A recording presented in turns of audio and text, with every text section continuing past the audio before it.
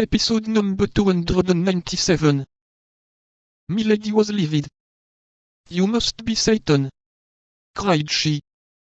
"Perhaps," said Athos, "but at all events listen well to this. Assassinate the Duke of Buckingham, or cause him to be assassinated, I care very little about that. I don't know him. Besides, he's an Englishman. But do not touch with the tip of your finger a single hair of D'Artagnan, who is a faithful friend whom I love and defend, or I swear to you by the head of my father the crime which you shall have endeavored to commit, or shall have committed, shall be the last." "Monsieur D'Artagnan has cruelly insulted me," said Milady, in a low tone. "Monsieur D'Artagnan shall die." "Indeed. Is it possible to insult you, madame?" said Athos, laughing. "He has insulted you, and he shall die." "He shall die," replied Milady.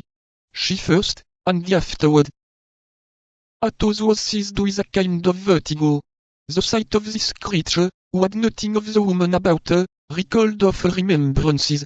He thought how one day, in a less dangerous situation than the one in which he was now placed, he had already endeavored to sacrifice to his honor. His desire for blood returned, burning his brain, and pervading his frame like a raging fever.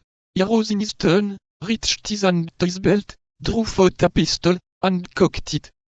Milady, pale as a corpse, endeavored to cry out, but her swollen tongue could utter no more than a hoarse sound, which had nothing human in it and resembled the rattle of a wild beast.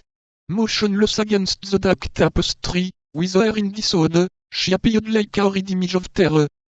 Athos slowly raised his pistol, stretched out his arm so that the weapon almost touched Milady's forehead, and then, in a voice the more terrible from having the supreme calmness of a fixed resolution, "Madame," said he, "you will this instant deliver to me the paper the cardinal signed, or upon my soul, I will blow your brains out."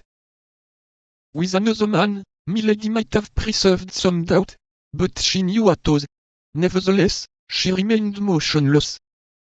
"You have 1 second to decide," said he. Milady saw by the contraction of his countenance that the trigger was about to be pulled. She reached her hand quickly to her bosom, drew out a paper, and held it toward Athos. "Take it," said she, "and be accursed." Athos took the paper, returned the pistol to his belt, approached the lamp to be assured that it was the paper, unfolded it, and read. "Deck 3, 1627. It is by my order, and for the good of the state that the bearer of this has done what he has done. Richelieu."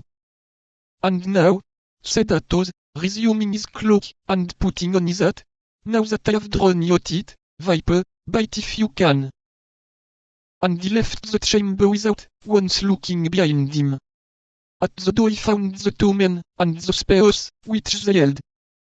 "Gentlemen," said he, "Monseigneur's order is, you know, to conduct that woman, without losing time, to Fort La Pointe, and never to leave her till she's on board.